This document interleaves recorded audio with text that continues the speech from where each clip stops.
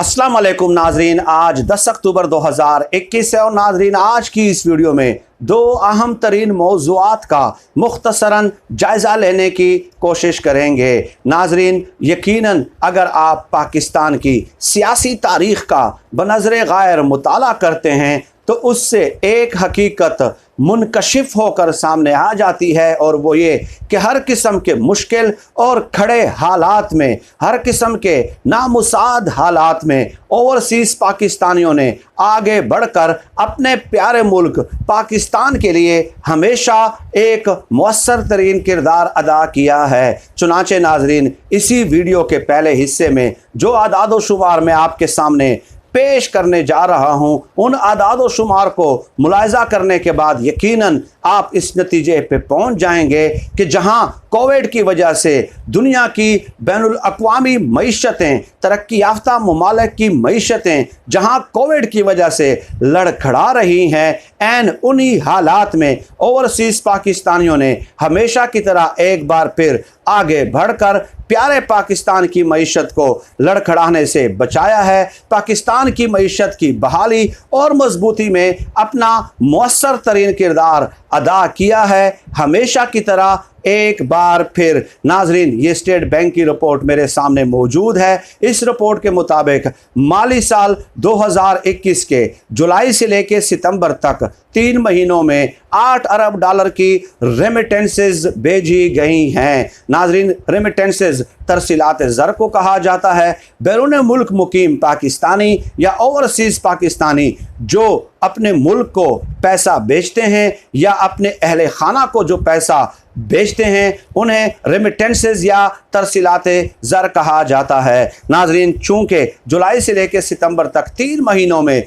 8 अरब dollar की रकूम भेजी गई हैं, इसलिए अगर इसका हिसाब लगाया जाए तो हर महीने तकरीबन 2.5 बिलियन डॉलर ये रकूम बनती हैं। नाजरीन जो डेटा दिया गया है उसके मुताबिक माली साल 2020 के जुलाई से लेकर सितंबर तक अगर उसके साथ ये कंपेयर किया जाए तो 2021 के 3 महीनों में गुज़श्ता साल की बनिस्बत साल 2020 की बनिस्बत 12.5% ज़्यादा रेमिटेंसेस मौसूल हुई हैं। और नाजरीन साल 2020 में कुल मिला के जो रेमिटेंसेस मौसूल हुई थी साल 2021 में 27% ज़्यादा रेमिटेंसेस मौसूल हुई हैं। गोया हर साल रेमिटेंसेस की शरह में इजाफा हो रहा है। और इसके अलावा नाज़रीन एक और भी अनोखा रिकॉर्ड कायम हुआ है और ये ऐन मुमकिन हुआ है ओवरसीज़ पाकिस्तानियों की बदौलत।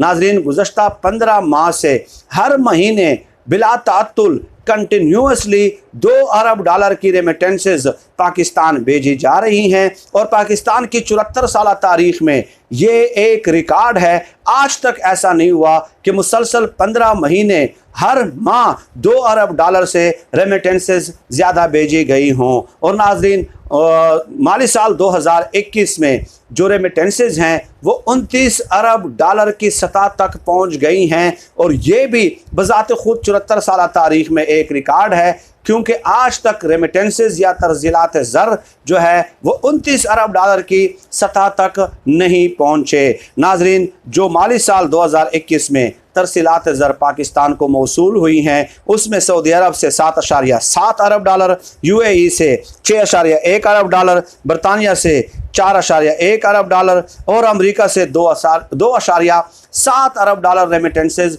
मौसूल हुए हैं। और नाज़रीन ये भी बता दूं कि पाकिस्तान के खुद माहिरीन मईशत ने और इकानोमिस्ट ने जो तखमीना लगाया था उन तखमीनों के बरअक्स उससे ज़्यादा रेमिटेंसेस पाकिस्तान को मौसूल हुए हैं। और इसके अलावा नाजरीन साल 2020-2021 में जो आलमी माहिरीन हैं मईशत के और जो चंद जरीदे हैं उन्होंने भी इस बात का इंदिया दिया था कि कोविड की वजह से पाकिस्तान को तरसीलात ज़र में कमी आ सकती है, लेकिन हमने देखा कि हर गुज़रते हुए साल के साथ तरसीलात ज़र में इजाफ़ा हो रहा है। चुनाचे ओवरसीज़ पाकिस्तानियों की मोहब्बत ने, पाकिस्तान के साथ अकीदत ने एक बार फिर पाकिस्तान के अंदर मौजूद जो माशी माहिरीन हैं और जो बैनुल अक़वामी जरीदे हैं उनके तखमीनों और अंदाज़ों को गलत साबित किया है। अब नाजरीन, ये रेमिटेंसेस डेफिनेटली भेजे तो अपने अहल खाना को जाते हैं, लेकिन ये बात याद रख लीजिए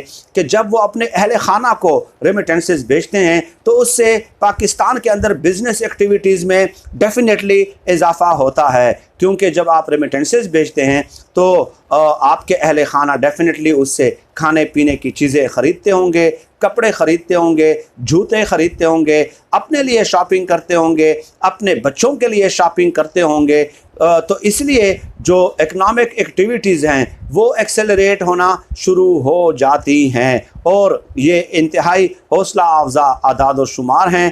कोविड की सूरत हाल में आप देख लें कि तमाम मईशतें तनज़ली का शिकार हो रही हैं, लेकिन अल्हम्दुलिल्लाह ये जो रेमिटेंसेस है ये करंट अकाउंट डेफिसिट को कम करने में मुमद्दद व मावन साबित हो रहा है। अब नाजरीन, दूसरी ख़बर पे आते हैं। आज जब सुबह उठे तो इंतहाई अफसोसनाक ख़बर सुनने को मिली कि मोहसिन पाकिस्तान के जनवन हीरो डॉक्टर अब्दुल कदीर ख़ान इस दार फ़ानी से कूच कर गए हैं। मेरी दुआ है कि अल्लाह पाक उन्हें गरीक़े रहमत करे और उन्हें करवट करवट सुकून नसीब फरमाए, आमीन या रब्बिल आलमीन। नाज़रीन, डॉक्टर अब्दुल कदीर ख़ान साहब एक ऐसी शख्सियत कि पाकिस्तान का एक एक बच्चा आखिरी सांस तक उनका मकरूज़ रहेगा।